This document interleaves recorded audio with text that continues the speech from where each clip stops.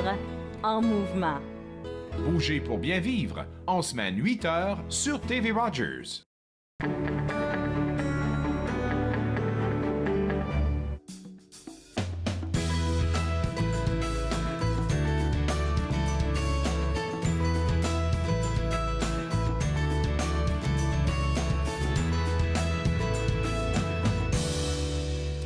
Bonjour et bienvenue à Entre nous, exclusivement sur les ondes de TV Rogers. Je suis Claude-Andrea Bonny. Je me ferai un réel plaisir de passer la prochaine heure avec vous.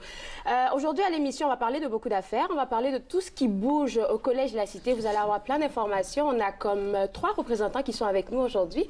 On va aussi parler avec Benoît Hudon qui nous vient des résidences Théo. Il va nous expliquer c'est quoi cette nouvelle perspective en résidence universitaire. Et tout de suite, pour commencer, je suis avec M. Carl Lepère qui est le président du conseil d'administration de l'hôpital Montfort, qui est en fonction depuis, on s'est dit tout à l'heure, 2 ans. C'est ça? Bien, bonjour Claude. Ça va bien? Oui, ça va bien, excellent, ça va bien. Oui. Ça fait 2 ans, effectivement. Effectivement, Ouais. J'en suis à ma 2e année à titre de président du conseil d'administration de l'hôpital Montfort et j'en suis à ma 4e année sur le conseil d'administration comme tel. Et puis aujourd'hui, vous êtes sur notre plateau pour parler du rôle de l'association. Quelque chose que moi, je ne connaissais pas. C'est quoi l'association de l'hôpital Montfort? Bien, c'est ça. L'hôpital Montfort a une association de membres qui est composée d'une centaine de membres. Nous recrutons des membres pour des mandats de 4 ans. Donc, un membre, vraiment, c'est quoi? C'est un ambassadeur de l'hôpital Montfort, de la francophonie, des valeurs de Montfort, comme les valeurs de la compassion, le respect, l'entraide, l'excellence, la responsabilité. Et quand tu es membre, tu dois premièrement devenir membre de l'association si tu veux aspirer à devenir membre du conseil d'administration comme tel. D'accord. On a également des sous-comités, comme le comité de gouvernance, le comité de gestion. Donc, tout ça est rattaché à la gouvernance comme telle de l'hôpital. Alors, on a parlé tout à l'heure du nombre de membres. On s'est dit 100. Est-ce que c'est pourquoi déjà il y a juste 100 membres? Pourquoi pas plus? Écoute, c'est une très, très bonne question. Moi, je sais qu'on a toujours eu 100 membres. C'est comme ça que ça a été composé depuis le début. Depuis le début, OK. Et on essaie toujours d'avoir un maximum d'une centaine de membres. Donc, c'est pourquoi qu'il faut faire du recrutement à chaque année pour aller chercher du sang nouveau, aller chercher des nouvelles expertises. Et puis, vous avez parlé aussi des valeurs. On a parlé de valeurs de compassion, d'entraide, si je ne me trompe pas. Et puis la 3e, c'était laquelle? Excellence. Excellence. Oui. Alors, ces personnes qui veulent devenir membres, ils font juste se présenter et puis dire « OK, moi, j'ai ces valeurs-là » ou comment ça se passe, en fait? Bien, en fait, c'est les gens qui ont la francophonie à cœur, qui ont le sentiment d'entraide, qui veulent vraiment faire une différence dans leur communauté. Et étant donné que l'hôpital Montfort est un phare de la communauté francophone, on cherche des gens qui veulent faire une différence et qui veulent s'impliquer. D'accord. Puis là, ils sont nommés pour 4 années. On s'entend que vous êtes aujourd'hui là sur le plateau, c'est pour parler des 4 prochaines années. Mais ce qui s'est passé dernièrement avec les anciens membres de l'association, comment ça s'est passé avec eux? Premièrement, il faut comprendre que les membres sont invités à participer à 2 réunions publiques qui ont lieu à chaque année, les réunions du conseil d'administration, ainsi que l'assemblée annuelle générale. Par la suite, c'est un peu comme le pouls de l'hôpital. Les membres sont là pour être nos yeux, pour nous donner une rétroaction, s'il y a des choses qu'on devrait améliorer, quoi que ce soit. Puis c'est aussi pour nous de dire aux membres, partagez la bonne nouvelle. Voici ce qu'on fait de bien à l'hôpital. Partagez-le dans la communauté. Les ambassadeurs, en fait, dans le fond. Là. Exactement, exactement. Ils font juste aller dire à l'extérieur qu'est-ce que vous faites à l'intérieur. Et c'est ça, exactement. Fait que monsieur, madame, tout le monde, je me dis, peut être membre de l'association. Absolument. Par contre, il faut être, il y a certains critères. Il faut être résident de l'Ontario, au moins 3 mois avant de faire application. Il faut avoir au moins 18 ans. Évidemment, il faut être francophone ou francophile. Il faut avoir une passion pour la francophonie. Donc, et puis, vous avez parlé aussi des valeurs de Montfort. Je veux qu'on revienne dessus, parce que ces valeurs-là, je pense que elles sont pas vraiment comme attachées à tous les murs de l'hôpital Montfort, mais elles sont intégrées dans tous les aspects des services qui sont offerts à Montfort. Donc, c'est super important que les personnes aussi côtoient je veux dire, ce sont des personnes qui ont déjà expérimenté qu'est-ce qui se passe à Montfort avant de penser à être comme membre de l'association, je me dis. Oui, effectivement. Vous savez, la santé, ça touche... Tout le monde. Ça touche tout le monde. Ouais. Ça touche la famille. On veut pas un jour ou l'autre, on se ramasse à l'hôpital pour une raison ou pour une autre. Et c'est pour ça que la compassion, l'entraide... Vous savez, avant tout, à Montfort, c'est le patient qui est notre priorité. Donc, c'est pour ça que toutes ces valeurs-là sont centrées vers les soins qu'on donne aux patients. Et on cherche des gens qui veulent faire une différence de ce côté-là. On a parlé des principaux critères pour devenir membre. On a parlé déjà d'être résident en Ontario. Ça prend beaucoup d'autres aptitudes, je suppose. C'est quoi le profil, je dirais? Il n'y a pas de profil parfait, dans le fond, hein? Mais c'est quoi qu'on recherche, dans le fond? En fait, c'est une combinaison de différents profils, exactement. Le plus qu'on est diversifié sur un conseil d'administration avec nos expériences, la meilleure différence qu'on va faire, le plus qu'on va pouvoir amener. Donc, moi, je vous dirais qu'on cherche des gens francophones, francophiles. Comme on l'a mentionné. Oui, exactement. On cherche des gens qui ont de différentes minorités ethniques, des personnes des personnes handicapées, des femmes, des Autochtones. Pourquoi? Parce que chaque personne a sa propre différente lentille et voit les choses différemment. Donc, si on est capable d'amener des gens de différents backgrounds, excusez-moi l'anglicisme, ça va faire une différence. Je vous garde avec moi, on va continuer après la pause. OK, merci. Vous regardez Entre nous exclusivement sur les ondes de TV Rogers.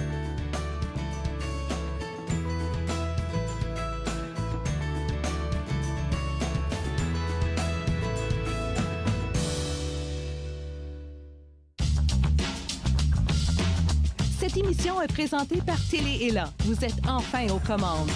Pour en savoir plus, visitez rogers.com.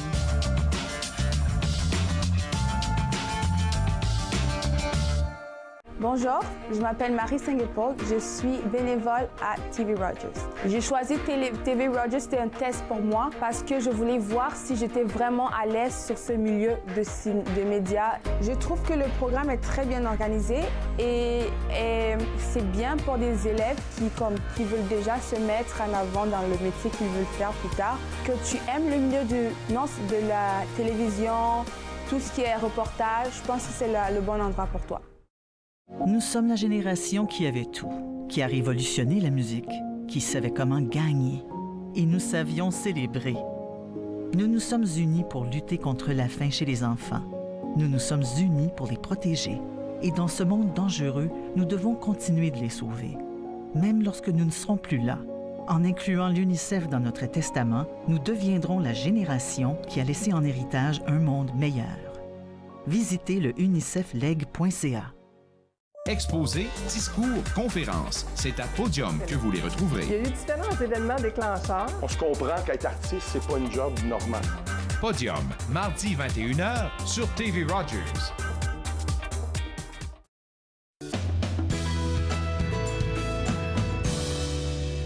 De retour Entre nous exclusivement sur les ondes de TV Rogers, on parle toujours de l'association de l'hôpital Montfort, en fait, de la nouvelle association. Que je dis nouvelle association, en fait, il y a 200 nouveaux membres que vous êtes en train de rechercher. Puis là, on a parlé des critères, on est en train de parler des critères en général, comme être résident en Ontario, comme être francophile ou francophone. Mais à chaque année, je pense que vous cherchez des profils différents. Est-ce que je me trompe? Exactement. On essaie toujours de compléter avec des nouveaux profils par rapport à ce qu'on a déjà. OK. Et aussi, c'est toujours relié aux différents défis. Vous savez, ça change. Comme par exemple, cette année, on cherche des gens qui ont de l'expérience en cybersécurité. Comme on le sait, la cybersécurité est une menace pour toutes les organisations. Il n'y a pas personne... en a vu des exemples en 2019. Et même dans des hôpitaux. Ouais. Donc, des gens qui ont de l'expérience en cybersécurité, des gens qui ont de l'expérience de gestion à haut niveau. Vous savez, un hôpital, c'est très complexe. C'est une grande organisation. Donc, des gens qui ont de l'expérience avec ça. Francophones, francophiles, on l'a mentionné. On cherche aussi des gens de la région de Prescott-Russell. Pourquoi? Parce que l'hôpital Montfort couvre évidemment Ottawa, l'est de l'Ontario, et Prescott-Russell, c'est une très grande partie de la partie rurale et tout ça. C'est les profils qu'on recherche pour cette année. Et moi, je vous dirais, Claude, que vous seriez une candidate. Je suis en train de me faire prendre en direct, là.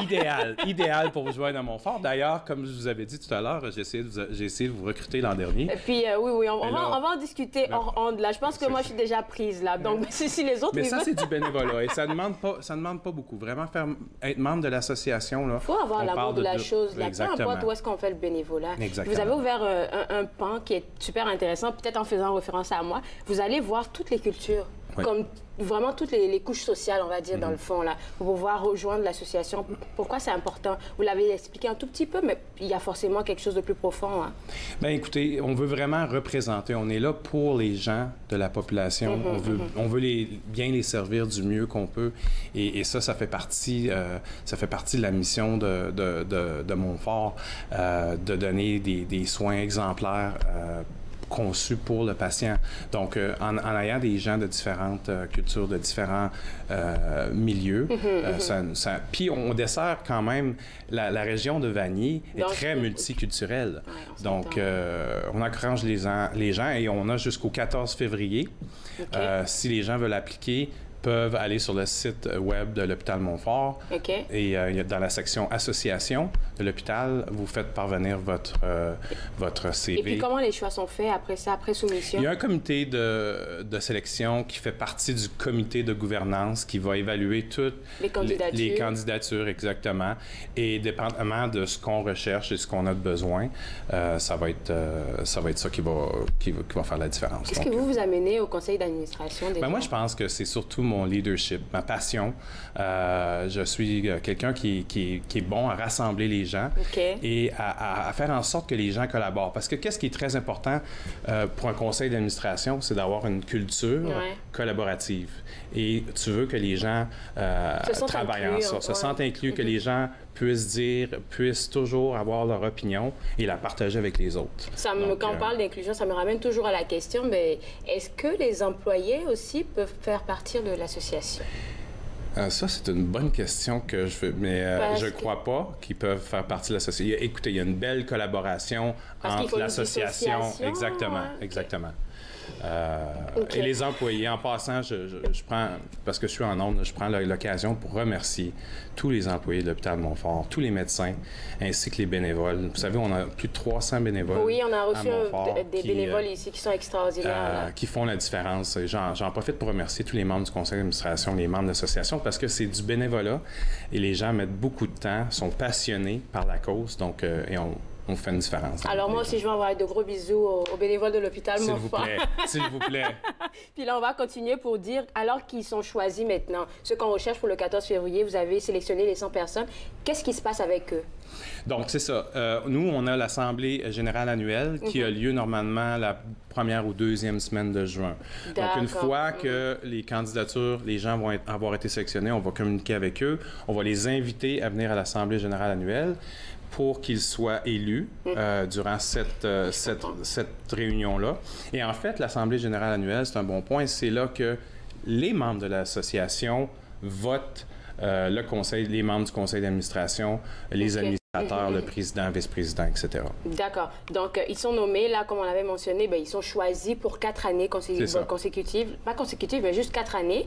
Et puis, c'est possible aussi, consécutives, oui, parce que là, il y a des gens qui peuvent rester s'ils veulent. On a des... je pense que c'est 3 mandats potentiels. OK, 3 mandats, c'est oui, donc il y a des membres que ça fait déjà 12 ans qu'ils sont avec nous.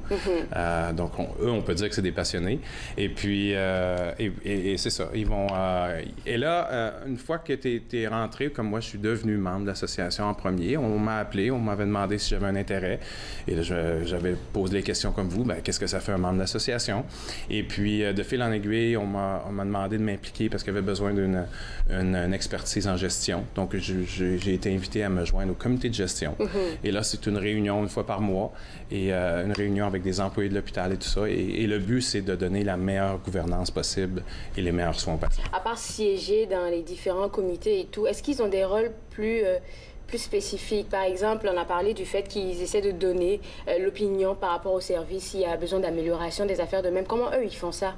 Bien, écoutez, à chaque réunion du CA, nous, on partage l'information avec les membres de l'association par la suite. Donc, eux, ils peuvent nous donner leur rétroaction par rapport aux réunions et les sujets qui ont été discutés. L'autre chose que je n'ai pas mentionné, c'est qu'on offre des formations sur la santé qui sont offertes aux membres de l'association pour ce parfait. Oui, exactement. Hein? Ça arrive peut-être 3-4 fois par année. Sur différents domaines de la santé. Sur différents domaines de la santé, des sujets plus d'actualité, tout ça. Donc, on invite les membres à venir à ces formations-là pour se familiariser, pour être plus à l'affût.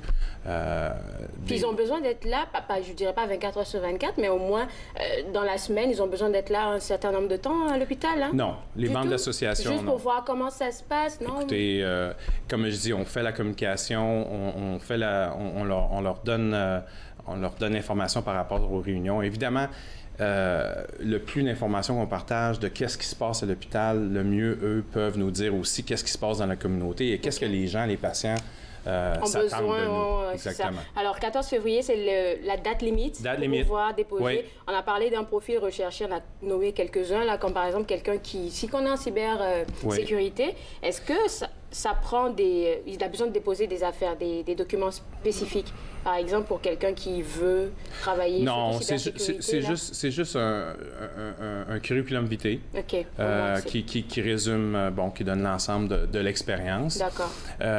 J'ai pas mentionné aussi, mais on cherche aussi quelqu'un qui aurait de l'expérience avec des relations gouvernementales. D'accord. Donc, c'est très, très, très important. C'est quelque chose qu'on n'a pas vraiment, comme c'est là, assez approfondi. Okay. Et de l'expérience aussi avec un conseil, d'avoir déjà siégé sur un conseil d'administration, ça serait bien. D'accord. Alors, la seule chose à faire pour tout ça, c'est aller juste visiter le site web. C'est facile à retrouver, l'onglet. Oui, hôpitalmontfort.com, l'association, l'onglet association. D'accord, je pense qu'on le voit. Et puis, vous allez pouvoir. Et sinon, il y a toujours, vous pouvez communiquer avec Michel Gervais. D'accord. Qui se fera un plaisir de prendre votre appel.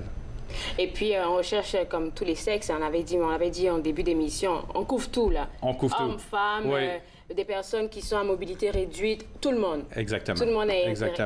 Oui. Merci beaucoup, M. Naper. Merci, et on attend votre candidature. OK, d'accord. Je m'occupe de ça juste après l'émission, peut-être. Alors, vous à la maison, comme on l'a mentionné, si vous êtes intéressé, www.montfort.on.ca, c'est le site web que vous devez visiter. Vous allez juste voir l'onglet pour pouvoir devenir membre de l'association. Après la pause, on va parler de réussite scolaire et surtout du marché du travail en ces temps-ci. Vous regardez Entre nous exclusivement sous les ondes de TV Rogers. Ça va plus.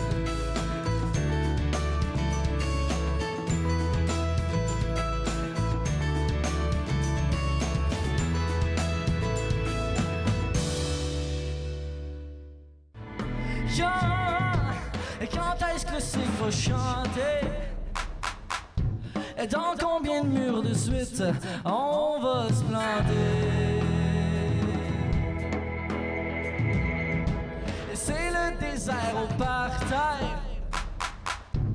La grosse femme s'époumonne et refuse de se taire.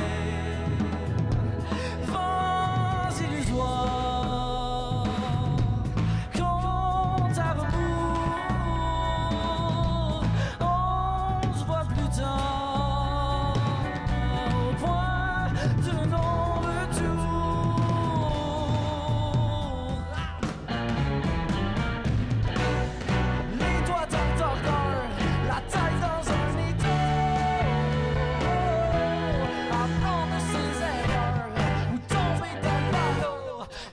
De tour.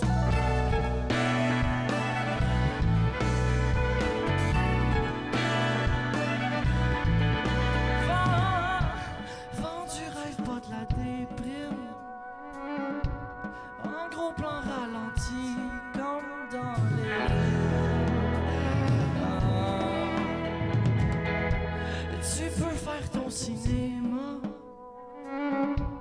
Dis-toi que la vérité, elle te ment pas.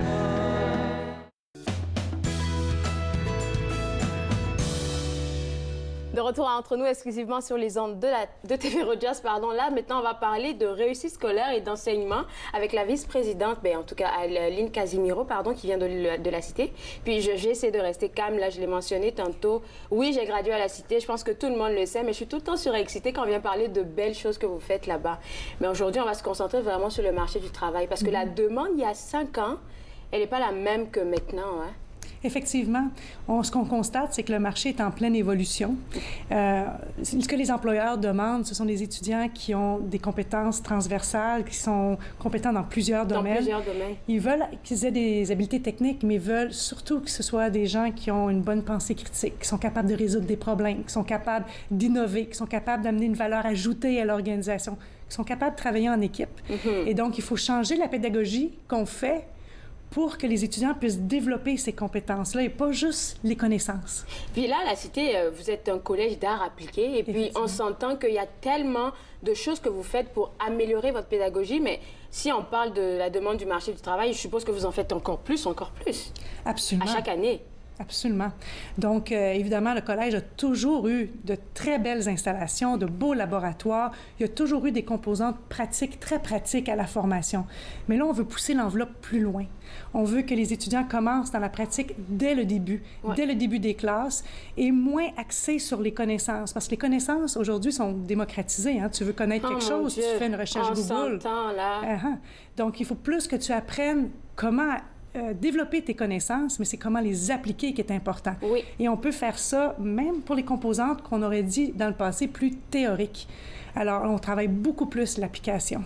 C'est pour ça que là, maintenant, on va se dire, là, je regardais la dernière fois, j'étais en train de marcher, puis je regardais les machines qui font des constructions et tout, là. Puis je me disais, OK, ça, là, on l'a travaillé quand j'étais plus jeune, au collège. Oui. On l'a travaillé, mais c'est pas quelque chose qui me sert aujourd'hui, là. Alors que, permettez-moi de le dire, ceux qui nous regardent, là, oui, quand j'ai été à la Cité, pendant mon cursus comme au collège, j'ai vraiment eu accès à la pratique, à qu'est-ce que je voulais faire. Fait que quand j'ai gradué, j'étais prête pour à travailler dans mon domaine, dans le fond. Parce qu'on faisait, par exemple, moi, j'étais en relations publiques, des conférences et autres. Puis là, avec l'excentricité que vous avez inaugurée, je pense ça va faire 1 année maintenant, ça donne une toute nouvelle figure de la Cité pour les étudiants. Absolument. Puis je pense que tu as mis le doigt sur quelque chose de très important, c'est parce qu'avant, on essayait de comprendre quelles sont les connaissances que les étudiants doivent avoir pour pouvoir intégrer le marché du travail. Mais maintenant, on va bien au-delà de ça. On se dit, qu'est-ce que l'étudiant doit être capable de faire pour pouvoir changer avec le milieu du travail? Et ça, c'est différent. Alors, comment parce qu'il est changeant à chaque fois. Là. Et voilà. Fait que souvent, ce qu'on peut penser vouloir leur enseigner à la première année de leur programme est déjà désuet par le temps qu'ils intègrent le marché du travail. Tellement et ça, c'est vrai, oh là là. Peu importe le domaine, ça peut être en agriculture, en santé, peu importe. Donc, il faut plutôt leur démontrer comment penser, comment aller chercher les connaissances et comment appliquer ce qu'ils ont appris, comment rechercher ces informations-là pour pouvoir avancer dans le domaine. Et puis, comment vous le faites là? Comment vous faites ça pour intégrer dans... On change la manière dont on fait la pédagogie. Comme par exemple, je vais prendre un programme qu'on connaît tous, si on prend Éducation service à l'enfance. Oui. Bien, souvent, il y a une composante très forte en psychologie dans ce domaine-là. Oui. Fait qu'on avait des professeurs qui enseignaient les différentes théories éducatives, disons. Fait que mettons qu'on prend en psychologie Carl Jung, il disait, bon, ben voici en quelle année, quelles sont ces théories, etc. Mais là, les profs disent, non, on ne fait plus ça. Ce qu'on va faire, c'est qu'on va mettre plutôt les étudiants tout de suite dans l'action, puis leur dire, quelle théorie pourrais-tu appliquer pour que ça soit une application consciente?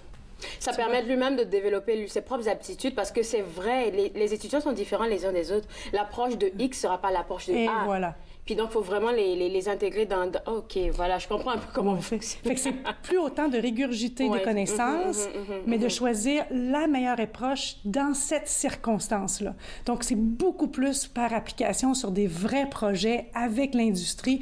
On travaille pour certains programmes avec l'industrie dès le premier jour. Fait que l'étudiant arrive, travaille sur un projet réel et va chercher les connaissances dont ils ont besoin pour résoudre ce problème précis-là. Et c'est comme ça qu'ils développent leurs compétences. Est-ce qu'ils acceptent bien, les étudiants? Est-ce qu'ils acceptent bien cette manière de fonctionner? Parce que, par exemple, pour les programmes comme en administration, je ne me dis pas qu'on ait besoin vraiment d'aller sur le marché du travail pour... Moi, c'est comme ça que moi, je le vois. Pour d'autres programmes comme éducation à l'enfance, oui, c'est possible. Relations publiques ou des gens qui sont en informatique, oui, mais pour quelqu'un qui est en administration. Bien, je parlais justement à un prof hier qui est en comptabilité. Et avant, il y avait des cours théoriques où il passait les règles de comptabilité, les différents enjeux. Il ne fait plus ses cours en salle de classe. Il va immédiatement en laboratoire informatique. Il commence avec des cas réels et amène les étudiants à découvrir les règles à respecter en travaillant sur des cas concrets. Donc, il a complètement changé. Donc, sa salle de classe devient un laboratoire, mais il n'est plus, si tu veux, la courroie de transmission des connaissances en avant de la classe. Il circule, il fait travailler les étudiants ensemble pour qu'ils s'entraident, il les amène à fouiller pour trouver des informations. Donc, l'étudiant apprend non seulement les règles, mais où il doit trouver les règles, comment ils s'appliquent, comment utiliser leurs collègues pour faire avancer les connaissances. Donc là, on commence à travailler sur les compétences transversales que les employeurs recherchent. Et toute cette nouvelle pédagogie, elle a commencé à être intégrée dans les différents programmes à partir de quand? Quand vous avez commencé à sentir ce besoin-là? Alors, ça fait déjà plusieurs années qu'on voit ça venir. On est le premier collège en Ontario à faire une transition dans une approche par compétences. Et ça fait 4 ans qu'on transforme nos programmes. À toutes les années, on transforme entre 15 et 20 programmes. Alors, d'ici 2 ans, on va avoir transformé tous nos programmes et on a des professeurs là, qui vont encore plus loin, qui pensent à des façons vraiment vraiment aussi la inusitées. collaboration avec les professeurs parce qu'ils sont en salle de classe, ils savent de quoi ils ont besoin, ils sont aussi sur le marché du travail. Ce sont les vrais héros de l'enseignement avec les étudiants. Ils pensent à des façons de faire que j'aurais jamais pu imaginer. On a une professeure qui utilise les jeux d'évasion pour développer les compétences des étudiants dans le domaine de la santé. Puis moi, je prends un petit exemple là, parce que j'avais une amie en ce temps où est-ce que j'étais encore aux études qui était en service d'éducation à l'enfance. Puis elle avait la petite boule avec les couleurs là qu'elle devait. Je lui demande qu'est-ce que tu fais? Elle me dit c'est un exercice. J'étais comme OK, ça c'est le jeu pour pas pour bébé, pour tout le monde, mais elle essayait de comprendre quelque chose avec ça. C'était un truc de psychologie. Puis j'étais comme waouh. Ça va vraiment loin, qu'est-ce que vous faites là? Fait qu'on s'entend que oui, avoir un diplôme du Collège de la Cité, c'est vraiment un plus, quelque part. Oui. C'est différent des autres diplômes. C'est différent des autres collèges parce qu'on est dans une approche différente qui est vraiment axée là où le marché du travail s'en va. On est axé sur les compétences et non sur les savoirs, ce qui est vraiment bien. Mais on a aussi 4 compétences transversales qu'on garantit que nos étudiants développeront lors de leur passage à la Cité. J'aime bien ça. L'esprit d'entreprise initiative, la compétence bilingue, on regarde la créativité, l'engagement. Alors, ces 4 compétences-là sont intégrées dans tous les cursus du collège et l'étudiant est capable de les développer au fur et à mesure qu'il progresse. Et puis, c'est clair que moi, je me dis, ça va réduire le taux d'échec. Pourquoi? Parce que dans une classe où est-ce qu'il y a plus de théorie, j'ai l'impression que j'aime, par exemple, le cours en administration, le programme en administration ou même peut-être en relations publiques. Je le fais jusqu'à là, parce qu'on fait juste que de la théorie en première année. Rendu à la 2e année, ben là, je me retrouve que non, c'est pas mon affaire. Alors que si dès le début, ils sont déjà confrontés à vraiment la pratique, ils savent exactement est-ce que c'est pour moi ou pas. Oui, ça a un gros impact sur l'engagement d'étudiants. Ils sont beaucoup plus intéressés parce qu'il y a une plus-value à venir voir son professeur en salle de classe ou même si c'est dans une classe virtuelle parce qu'il apprend comment appliquer ce qu'il a pu lire, ce qu'il a pu voir, plutôt que d'absorber des connaissances. Puis c'est 2 choses différentes. Hein? Quand on fait un rappel de connaissances, ça utilise une partie de notre cerveau. Mais quand on applique, puis qu'on pose des jugements, puis qu'on utilise la pensée critique, c'est une autre partie du cerveau. Donc, c'est important au collège qu'on développe ces 2 parties. Oui, il faut se rappeler certaines choses, mais il faut particulièrement savoir comment penser, comment l'appliquer, comment résoudre des problèmes. C'est ça qu'on doit développer puis qu'on doit pratiquer. Ça se pratique comme n'importe quoi d'autre. Et puis pour le marché du travail, est-ce que vous préparez vraiment? Oui, en classe, ils sont préparés avec les professeurs, qu'est-ce qu'ils apprennent et tout. Mais je pense que pour moi, ça a été le cas. Est-ce qu'il y a possibilité aussi d'avoir des rencontres vraiment comme privées avec des personnes qui sont de leur milieu, des entreprises qui viennent pour faire des présentations, des choses comme ça? Oui, effectivement. On crée à chaque année de plus en plus d'opportunités. On a à la Cité, on a la Factory, où est-ce qu'on a des entreprises en résidence qui travaillent avec l'excentricité aussi, je pense que c'est possible. Oui. Et avec Excentricité, qui est un nouveau pavillon qui attire les gens, qui est à technologie immersive, ça l'amène des contacts. On a un Chaos Lab qui vient d'être inauguré, où les employeurs viennent travailler avec les étudiants. Puis on a aussi, en recherche appliquée, on a un nouveau centre d'expertise en prototypage intelligent, où les entreprises viennent travailler sur des projets avec les étudiants, avec nos professeurs. On a un centre d'accès à la technologie en bio-innovation.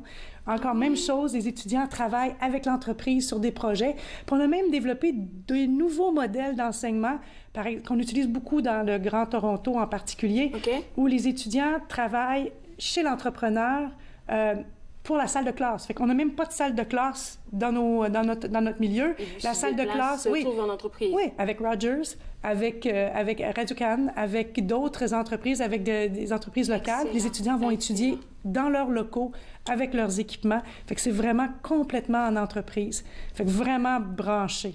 Puis c'est clair que dès qu'on rentre dans le programme qu'on veut faire, là, on est direct sur le marché du travail parce qu'on sait de quoi est-ce que le marché du travail ou est-ce que dans notre domaine on a besoin. Oui. Oh mon Dieu, j'ai envie de repartir aux études. Vous travaillez fort, hein?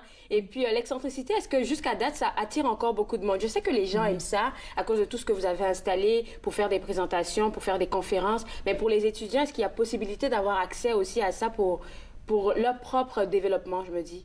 Je te dirais qu'on est en pleine évolution. On a de très belles réalisations avec les étudiants. On l'utilise, par exemple, dans le programme d'architecture pour pouvoir faire la présentation de leurs travaux. Ils sont capables d'utiliser la capacité 360. Donc, ils peuvent l'utiliser eux aussi. Absolument. Mais on est capable d'aller encore plus loin parce que l'infrastructure qui a été installée permet énormément de possibilités qu'on n'a pas encore fini d'explorer. Mais c'est avec nos professeurs et avec nos étudiants qu'on va y arriver. Moi aussi, quand je regarde ce que nos profs font avec les étudiants, j'ai le goût de retourner aux études. Félicitations encore à vous, faites du très beau travail. Puis merci d'avoir partagé ça avec nous. S'il y a de nouvelles, là, nous, on vous attend ici sur le plateau pour en parler. Ça me fait plaisir. Alors, vous à la maison, si vous êtes invité, vous avez envie de repartir aux études ou bien vous pensez à faire un tour à la Cité, www.lacitec.on.ca, c'est le site web à visiter. Après la pause, on va parler du programme d'orthèse visuelle. Encore une nouvelle chose qui s'en vient avec le Collège La Cité. Vous regardez Entre nous exclusivement sur les ondes de TV Rogers.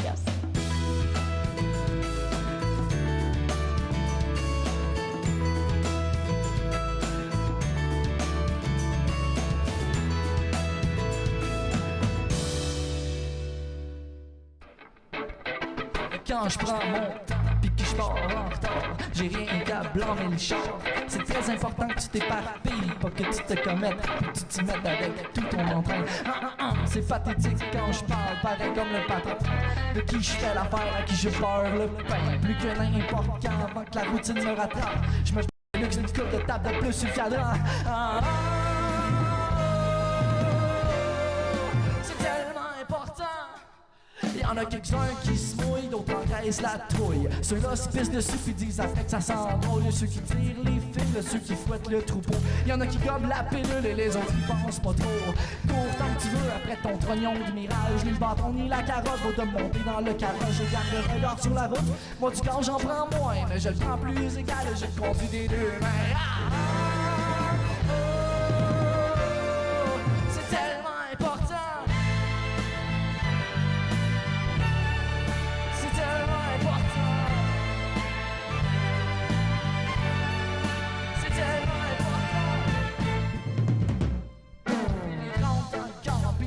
Souffrance, la ceinture serrée dans mes ganses. C'est pas inquiétant, j'ai pas pantoute l'âme à m'en faire. Fait que la nuit dernière, je me suis compacté avec ça. Pas de cancer, c'est le paradis sur terre. Mais là, c'est-tu la crise de panique qui m'avise qu'on est peut-être déjà à demi-mort quand on est plus.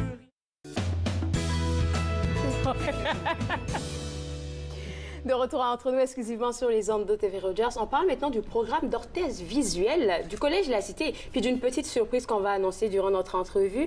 Avec moi, Renée Lavallée, qui est professeure et puis coordonnatrice même du programme, et Sandrine, pas Sandra, en fait, j'arrête pas de le dire depuis tout à l'heure, Sandrine, qui est aussi étudiante, puis qui gradue cette année. Oui. Alors, je vais commencer avec ton professeur pour lui demander un peu, c'est quoi ce programme d'orthèse visuelle et puis depuis quand il existe? Donc, on a parti la première cohorte en septembre 2018. Ça fait même pas longtemps? Non. Donc, c'est un programme de 2 ans, 2 ans continu. Donc, nos étudiants travaillent pendant l'été, ils font des stages coop à l'externe. D'accord. Donc, ils n'arrêtent pas pour 2 ans de temps. C'est une formation pour préparer de devenir des professionnels de santé qui s'appellent des opticiens.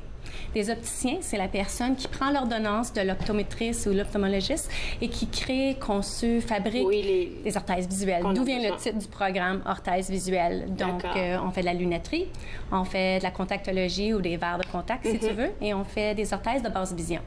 Donc, on les prépare, on les forme à faire ça. On a parlé tout à l'heure avec Mme Casimiro de toute la pédagogie qui entre pour vraiment former les étudiants pour le marché du travail. C'est quoi votre approche à vous dans ce programme? L'approche à compétences est parfaite pour notre métier parce que pour nous, toute la minutie est très importante. On parle de des millimètres puis des demi-millimètres dans notre métier. Il ne faut vraiment pas manquer quelque chose. Il faut vraiment être précis puis pratiquer. Donc, nous, cette compétence, l'approche à compétences a été parfaite pour notre programme. Donc, même dans nos cours théoriques, on parle de le sujet et ensuite, on va faire des jeux de rôle, on va se pratiquer.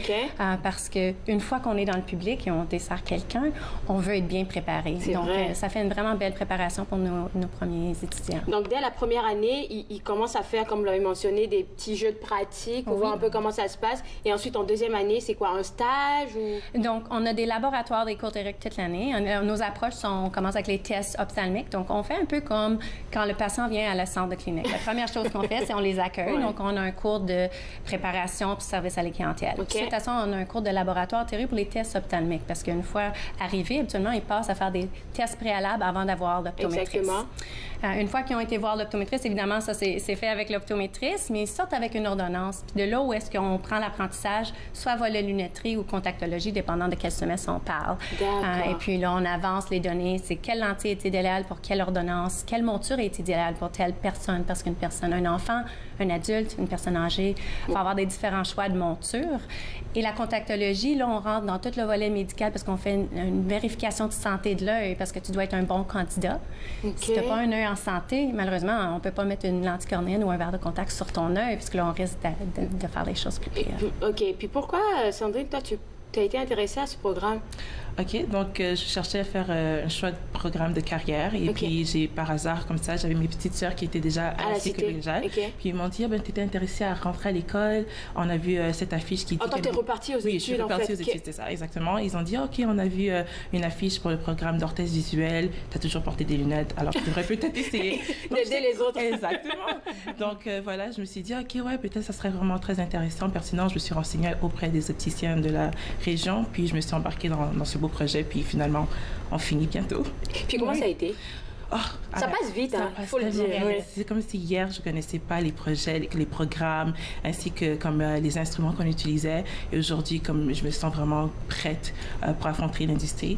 Ça a bien commencé, on avait comme un programme très détaillé, très bâti, ainsi que faire de la pratique. Directement, on a été exposé à l'industrie. Donc, je remercie notre coordinatrice qui a fait le beau projet sérieux. Je pense qu'il faut le dire. Là, moi aussi, pour mon programme, j'avais un très bon coordonnateur. En fait, c'était comme mon petit papa, en fait, qui était toujours... on était vraiment à couvert, là, de gros bébés, mais parce que vraiment, les professeurs ont à cœur la réussite des étudiants à la Cité. Ça, il faut le mentionner. Alors, quand les étudiants, ils sont en train de terminer, ou même quand ils sont dans leur cursus à la Cité, qu'est-ce que vous voulez qu'ils apprennent, par exemple, pour votre programme? Avec quoi vous voulez qu'ils ressortent? Parce qu'il y en a qui lâchent, parce qu'ils ne sont pas intéressés. Il faut vraiment que le professeur, comme... Oui, c'est ça. Puis il faut avoir une passion pour cette carrière. Donc, moi, ce que j'aime de cette carrière-là, on a un petit peu de tout. Oui, on va parler de vous, là. Oui, on est un professionnel de santé, mais on a aussi un côté d'affaires. Donc, on peut se partir en entreprise. On est un des professionnels de santé qui peut travailler de façon autonome puis se faire en entreprise. Donc, on a aussi des cours d'affaires et d'apprentissage de comment se partir en affaires. Parce que si les étudiants choisissent, ils peuvent choisir de travailler pour quelqu'un d'autre, mais ils peuvent aussi choisir de travailler de façon autonome s'ils le désirent. Je vais gratter un peu du côté de Sandrine pour te demander, alors, qu'est-ce que toi tu veux? Travailler pour quelqu'un ou avec tout ce que tu as appris, créer ta propre boîte? Mais je me dis, je vais d'abord acquérir l'expérience. Oui, ça a raison. Mais j'ai déjà été bâtie vraiment avec le programme de pouvoir commencer ma propre entreprise si jamais c'est le cas dans l'avenir. Alors, ça ne s'arrête pas là avec votre programme. Vous avez ouvert, comme je pense, le 20 janvier, en tout cas dans ce mois de janvier, l'Humirus. C'est quoi l'Humirus? L'Humirus, c'est le centre de vision à la Cité collégiale. Vous allez loin. Oui. Donc, au sein du programme, ce qu'on a créé, c'est un centre de vision, un centre de vue. C'est pareil comme n'importe quel centre de vue qu'on voit dans l'industrie. On a un optométriste sur place, donc on fait les examens de la vue. D'accord. Les étudiants font toutes les examinations préalables à l'examen. Des étudiants de deuxième année, je suppose. Oui, c'est tous les étudiants de deuxième année. Et puis, une fois qu'ils ont l'ordonnance, là, le patient a le choix de faire la lunetterie ou la contactologie, et c'est tous les étudiants qui vont servir la clientèle.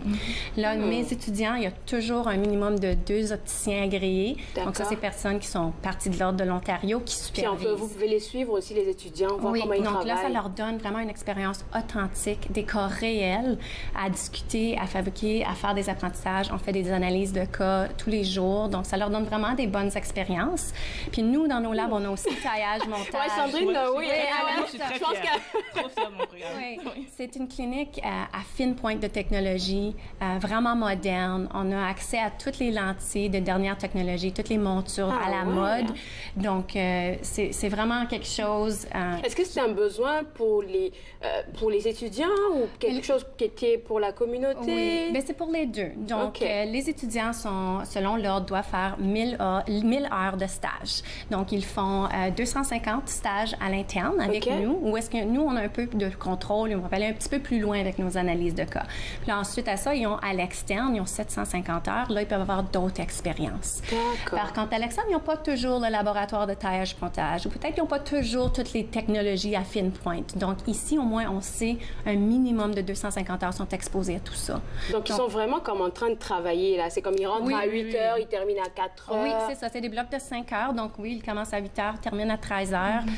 L'autre bloc, c'est de midi à 17 heures. Ils sont là pour toutes les 5 heures. Puis, il faut qu'ils soient à l'heure. Donc, on développe aussi les capacités de travail. Le prof a dit qu'il faut que vous soyez à l'heure. Est-ce que tu étais à l'heure? Oui, elle est très bonne. Et puis, comment ça a été, toi? Parce que tu vis ton expérience là-bas à l'UMIRUS. Hein? Comment ça se passe? Ça m'a aidé parce que je suis capable de rester toujours dans l'établissement collégial tout en ayant les professeurs qui m'enseignent. Être comme là ça, s'il y a un petit bobo, on court à madame. Ouais. Voilà, ils sont déjà là pour nous aider et tout. Ainsi de voir comment on peut aider notre communauté étudiante.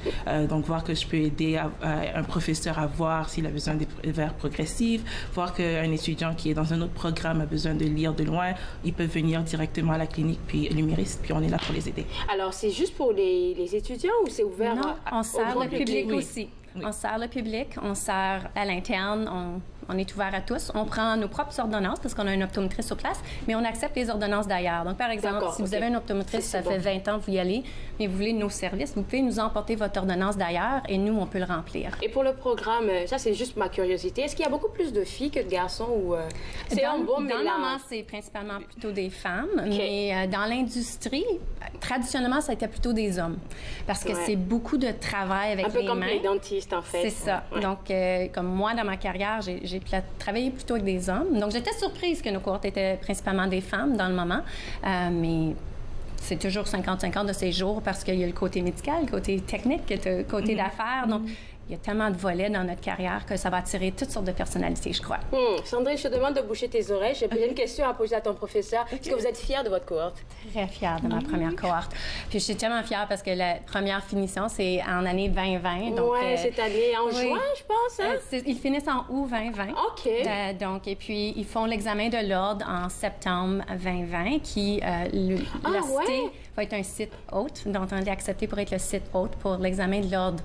Donc, une fois qu'ils sont finissants avec nous, ils doivent ensuite passer l'ordre, l'examen de l'ordre. Une fois qu'ils font l'examen national, une fois que ça est succès, ils deviennent membres professionnels de l'Ordre des opticiens de l'Ontario et là, ils peuvent travailler en Ontario. Donc, seulement en Ontario, pas dans une autre province. C'est ça. Il faut que tu t'enregistres avec un ordre d'une province. L'examen national couvre toutes les provinces sauf le Québec. D'accord.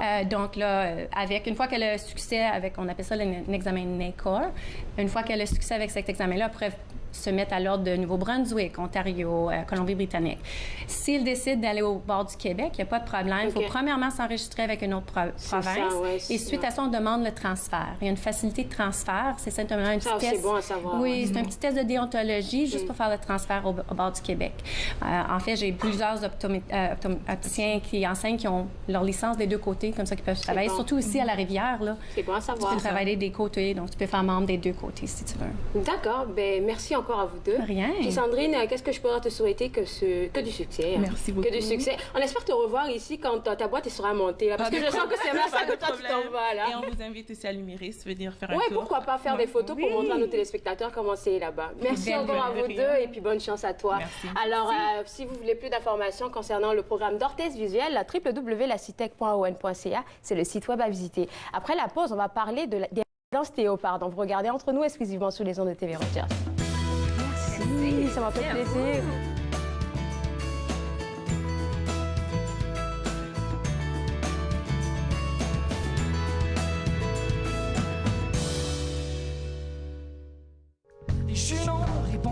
colère, mon maudit gros jaloux. Non mais là vas-tu te taire, qu'est-ce que t'as à envier le Billy Love?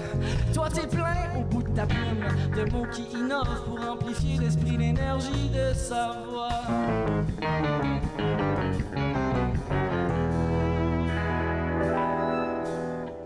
Cesse donc te plaindre, sinon pour te punir,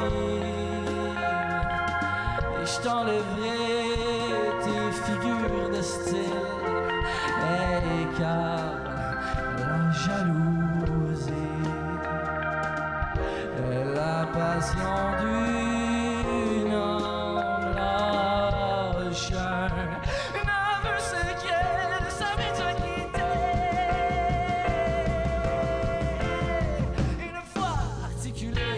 Besoin pour plaire d'une panoplie de bonnes idées qui sonnent un peu mieux quand on trouve les bons airs. Parce que personne à lui seul a tous les talents, au final ça fait qu'on est complémentaires. Christian a fière allure et la fleur de l'âge, mais son plate c'est racontage Cyrano, c'est lui qui a le flair, ces deux-là ils font la paix ensemble, ça déménage et tous, oh oui tous.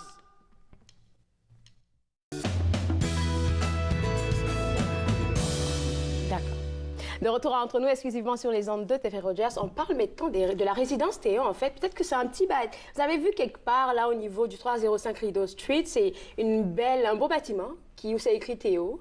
Et puis pour en parler, on a le directeur général, M. Benoît Hudon, accompagné d'un résident, lui. Et puis j'étais juste en train de penser, Théo, c'est pas juste comme bâti comme ça. Ça vient d'un groupe, le groupe Catassa. Est-ce qu'on peut expliquer un peu c'est quoi ce groupe? Exactement. Le groupe Catassa est spécialisé dans les résidences pour personnes âgées, principalement du côté québécois. OK. Mais là, ils ont saisi l'opportunité avec la densification au centre-ville, avec même le fait que le quartier Sandy Hill soit saturé. Okay. Catassa a développé un concept de résidence étudiante assez novateur pour soutenir la demande croissante des étudiants. Alors, on parle d'un concept novateur. Ça prend quoi en compte, en fait? Parce que qu'est-ce que vous apportez de plus? Il y a des résidences un peu partout. C'est quoi le plus que vous apportez à Théo?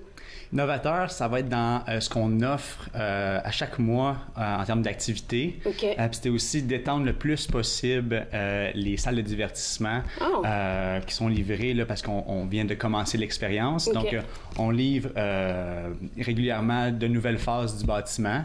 Le fait novateur, c'est d'utiliser à pleine capacité 3 grands thèmes, que ce soit pour les salles d'études, donc tout le volet éducatif. On a plusieurs salles d'études, plus que dans toute autre résidence qu'on peut retrouver à Ottawa, ça c'est certain. Il y a aussi la qualité des habitations, donc les matériaux et le look comme tel dans les appartements. Rien à voir. Oui, je crois qu'on est une gamme au-delà de ce qu'on peut retrouver actuellement à Ottawa, encore une fois. Et on finit avec le divertissement. Donc, ce qui est tout juste à veille de naître, c'est un dernier étage rempli de salles assez intéressantes. Le divertissement, là, on va aller chercher encore une fois quelque chose qu'on ne retrouve pas à Ottawa. On va en parler un peu plus si vous me permettez, mais avant de vous avoir, là, j'ai joué à la curieuse, je suis juste allée voir un peu, et puis c'est vrai, les couleurs ne sont pas les mêmes qu'on voit dans les résidences. Habituellement, c'est juste comme une résidence, là, mais là, il y a de la couleur, il y a de la vie dans cette résidence-là, et en plus de ça, je vais parler du bail, en fait. Habituellement, il faut quitter à un certain moment quand on est dans une résidence universitaire, mais chez vous, le format, il est différent, hein? Oui, exactement. Donc, les résidences, si on regarde le service de logement de l'Université d'Ottawa, les étudiants doivent quitter lors des périodes de vacances. Nous, c'est vraiment d'aller chercher l'autonomie. C'est une première expérience pour un résident, un peu comme si il allait dans un condominium, un appartement de type régulier, mais nous, on condense plusieurs étudiants au même emplacement. Donc, il y a une ambiance qui fait en sorte qu'ils se sentent probablement plus en sécurité au sein de gens, entourés de gens qu'ils étudient aussi. Et tout ça fait en sorte qu'on crée une sorte d'environnement là, qui est propice, encore une fois, aux études puis à la qualité de vie. Tu as mentionné un peu les couleurs, puis je trouve ça intéressant. Je vais juste faire un petit ricochet dans ce coin-là parce que c'est vrai, Catassa, qui développe les résidences, ont une personne au design intérieur qui est excellente. Ouais.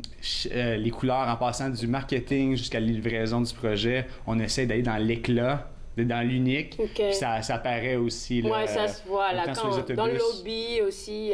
Puis, exact. C'est quoi le genre de chambre que vous avez comme format? C'est quoi les formats que vous avez là-bas?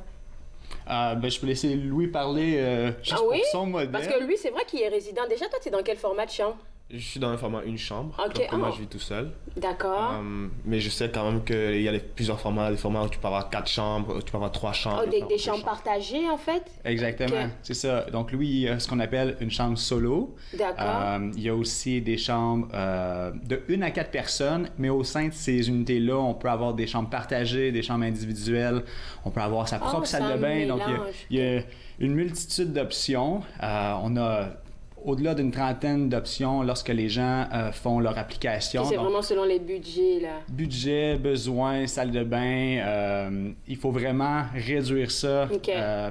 Puis c'est ce qui fait en sorte que avoir la diversité de choix au départ, on finit par combler les besoins là, au bout de la ligne là, pour la majorité des gens qui appliquent chez Théo. Avant de revenir à toi, lui, je veux juste demander pourquoi Théo? Parce que, par exemple, on va me demander, oui, j'habite chez Théo. Théo, c'est un ami? Non. Parce que c'est... Mais en fait, ça part un peu de là. Le concept, c'était de personnifier le bâtiment. Parce que Théo... Donc, au lieu d'aller avec habitation X, ben, en disant à ton ami... Ben, je retourne chez Théo. C'est comme c'est qui, c'est lui? Ça fait un peu familier, ça fait en sorte qu'on a un sentiment d'appartenance avec cet environnement de vie, comme on discutait un peu plus tôt. Et c'est aussi théologie, donc la première partie, encore une fois liée à l'univers académique. Et c'est un peu un nom dérivé du grec aussi, avec le fait de Dieu. C'est un peu... le haut de gamme de la résidence. Quand on parle de haut de gamme, puis lui, est-ce que tu es d'accord là? Comment ça se passe ton expérience là-bas à Théo? C'est sûr que quand j'ai fait ma première visite avant de prendre l'appartement, j'étais déjà assez surpris.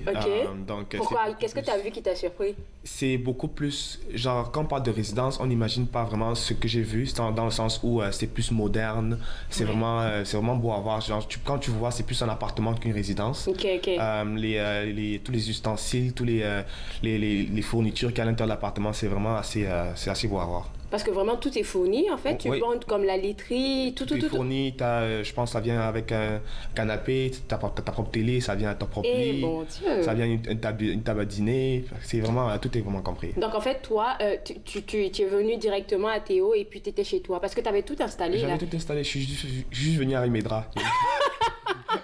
Ben, c'est ça qui est important à spécifier. C'est tout ce qui est... trop gros à trimballer pour l'étudiant ou le nouveau résident va être inclus. Parce qu'il y en a qui viennent de l'extérieur aussi, souvent. Ça. Exact. Donc, les choses vraiment personnelles, comme les ustensiles, on les a mentionnés, mais ça, c'est de la responsabilité du nouveau locataire de les apporter, comme la literie, comme Louis a mentionné, mais sinon, son lit comme tel était déjà là. Donc, ce qui est gros et difficile, c'est déjà là. Ça leur enlève un casse-tête. Puis un mot quand ils arrivent de l'Asie, Afrique, même de Toronto, du Grand Ottawa aussi. Mais vraiment, ce qui est personnel puis qui peut se dégrader avec le temps, ils doivent l'apporter pour leur utilisation personnelle. On a mentionné d'autres continents, par exemple Afrique. Je suppose que tu viens de l'Afrique, là. Et puis, comment les gens à l'extérieur du Canada, ils font pour faire une application? Est-ce que c'est difficile? Il faut certains documents? Non, une multitude de documents à fournir? Non, le plus dur, honnêtement, c'est l'obtention du visa pour... arriver au Canada. Arriver, étudier dans une institution reconnue. Suite à ça, ou même pendant, j'ai souvent des gens en parallèle qui commencent leur application avec Théo. De par le site Internet, avec maintenant tout ce qui est numérique digital, c'est assez facile de rentrer en contact avec nous. Ensuite de ça, c'est là que moi... discuter avec la personne pour voir. C'est ça, je viens en relation avec cette personne pour réduire encore une fois puis proposer un logement. D'accord. Ce logement-là peut être réservé facilement à distance là, avec entre institutions bancaires pour tout le processus paiement et documentation. Parfait. Ça se fait bien. Comme ça, dès qu'ils arrivent, ils sont déjà logés. Là, c'est ça, ils arrivent, on remet les clés, ils peuvent s'installer. Là, c'est aussi simple. Puis lui, comment toi, t'as entendu parler de Théo? Je pense que la période où j'étais en train de chercher pour un endroit où vivre, quand je devais déménager. Tu étais déjà au Canada, en fait? Oui, j'étais déjà au Canada. Et puis, mais ils ont fait une bonne publicité. C'était un peu partout, là, dans le métro. C'est ça qui m'a interpellée, je pense, dans les bus. Oui, il y avait des affiches un petit peu partout. Puis j'ai dit, OK, on va aller visiter. Puis dès que j'ai visité, je pense que c'était... T'as trouvé ta maison, Oui, j'ai trouvé ma maison. C'est ça. Les étudiants, en fait, ils sont... excuse-moi, là, mais on s'entend. Ils sont renommés pour faire un peu de fiesta. Comme dans les résidences et tout. Comment vous gérez tout ça? La fiesta, ben c'est un bon point. C'est sûr qu'il y a peut-être une renommée puis un cliché lié à ça, mais nous, avec le service qu'on offre en soirée également, donc après le quart de soir, à 8 heures, il y a des gens de la sécurité qui viennent s'assurer qu'il y a un bon contrôle au niveau du rez-de-chaussée. Il y a des patrouilles d'étage aussi. C'est certain que c'est un milieu de vie. C'est pas autoritaire non plus, c'est vraiment pour assurer que tous soient en sécurité et sont confortables. Mais on n'a pas vraiment de problème lié à une explosion de party, même avec l'excitement qu'on a eu au départ. Ça a été relativement contrôlé. Les gens sont là pour étudier aussi, ils ont un certain but en tête et c'est des gens assez responsables de nature. Lui, c'est un super bon exemple. Je dirais que 95% de nos résidents, il n'y a pas de démêlés. C'est ça, il n'y a pas de trouble. C'est ça. C'est certain qu'on doit parfois faire chat et la souris, mais ça reste que c'est des situations mineures puis qu'on est bien fiers jusqu'à maintenant de comment ça se déroule. D'accord. Alors là, je me dis que ça doit prendre plein de partenaires pour travailler avec Théo, parce que avec tout ce que vous avez mentionné comme appareils qui sont là et tout, vous êtes juste seul en train de gérer tout ça? Il va nous rester 30 secondes dans ce temps-là. C'est sûr qu'il y a plusieurs partenaires impliqués dans Théo. Catassa, c'est... le plus gros, on va dire. Ça, au niveau de l'administration, c'est eux qui gèrent les activités journalières de la résidence. Mais sinon, là, c'est vraiment in-house qu'on appelle. C'est un produit, encore une fois, de Catassa qui est lancé et qui fonctionne bien. Le créneau étudiant, c'est un bon créneau. Alors, lui, t'es-tu satisfait de ton expérience à Théo jusqu'à date? Oui, tu l'as mentionné, mais tu es satisfait, hein? Oui, je suis satisfait, totalement. Moi, quand j'ai aménagé, j'ai eu aucun problème. Tout était vraiment, comme j'ai dit, c'était vraiment beau. Et puis je vais continuer avec ta réponse après la pause. Ça te dit de rester avec moi? OK. On se voit après la pause. Regardez Entre nous exclusivement sur les ondes de TV Rogers.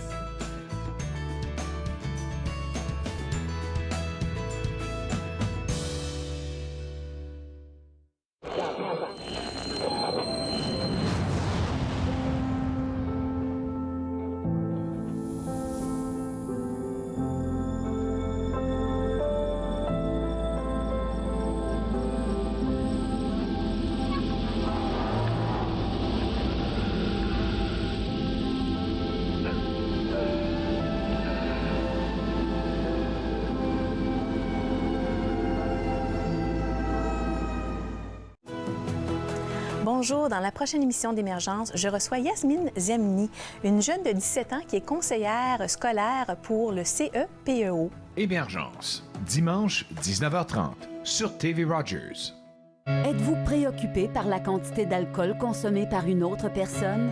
Vous sentez-vous habituellement fâché, confus, déprimé ou mal aimé? Pensez-vous que si la personne qui boit vous aimait, elle cesserait de boire? Si vous avez répondu oui à une de ces questions, vous n'êtes pas seul. Toutes les personnes qui se sentent emprisonnées par l'alcool ne sont pas des alcooliques. Les familles et les amis souffrent aussi. Alanon ou Alatine peut vous aider. 1-888-4-ALANON ou visitez alanon.org. Cette semaine, à l'émission Court-Circuit, on rencontre Geneviève et Alain qui nous parlent de leur nouvel album et nous présentent un extrait rempli de chaleur. Court-Circuit, vendredi 21h sur TV Rogers. De retour à Entre nous exclusivement sur les ondes de TV Rogers, on parle toujours de la résidence Théo qui se trouve au 305 Rideau Street. Et puis, tantôt, tu me disais qu'il y avait une salle de sport qui s'en venait. Est-ce que, Benoît, c'est vrai? Qu'est-ce qu'il est en train de dire? Une salle de sport aussi qui sera intégrée dans l'immeuble? Mais c'est ça, comme mentionné tout à l'heure, le divertissement, c'est partie intégrante du projet. Ça va être le dernier étage, c'est ce qui reste à compléter. Je pense que Louis et les 500 autres résidents sont très excités, impatients. Je pense que c'est même plus adapté. Nous aussi, on a très hâte d'annoncer que ça va être livré dès les prochaines semaines. D'accord, donc une salle de sport, et puis il y aura quoi d'autre? Ce sera juste une salle de sport? Salle de cinéma, salle de jeux vidéo, on va avoir ping-pong, terrain de basket. OK, il est impatient, lui. Oui. Un gym à 2 étages, salle d'entraînement. Est-ce que vous pensez à vous implanter dans d'autres villes? Parce que là, c'est un beau projet, c'est intéressant pour l'Ottawa. Mais c'est sûr que chaque étape compte. Donc, la première, c'est la plus importante. Ça va être la base. Consolider. Commencer à consolider, solidifier ça. Mais vous mijotez ça un peu, peut-être? Vous donnez espoir, peut-être? Groupe et développement, Katasha, ça fait partie de son nom. Donc, je pense que le développement, ça reste à envisager. Merci beaucoup d'avoir été avec moi aujourd'hui. Et puis, vous, à la maison, je vais vous inviter à visiter le www.teoottawa.com si vous voulez être résident à la résidence Théo. On se voit demain à l'émission. Je me suis fait le plaisir de passer cette heure avec vous. Au revoir.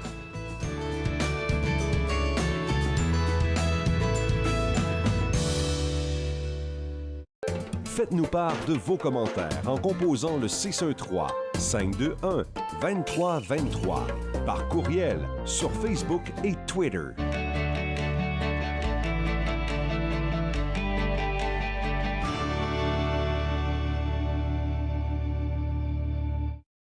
Donc, je m'appelle Mélanie Bégin et puis je fais un focus à TV Rogers. Mes tâches principales seraient régie de plateau, assistante à la réalisation et caméraman, ainsi que graphique.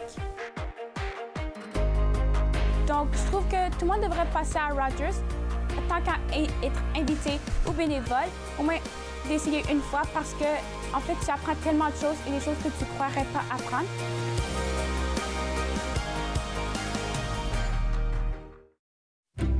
Je suis membre pour aider les autres. Parce que ça fait partie de mes valeurs. Pour donner l'exemple à mes enfants.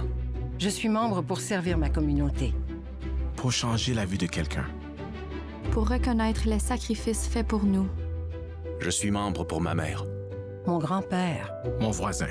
Pour ceux et celles qui ont servi. Et qui servent toujours. Je suis membre. Je suis membre. Je suis membre de la Légion.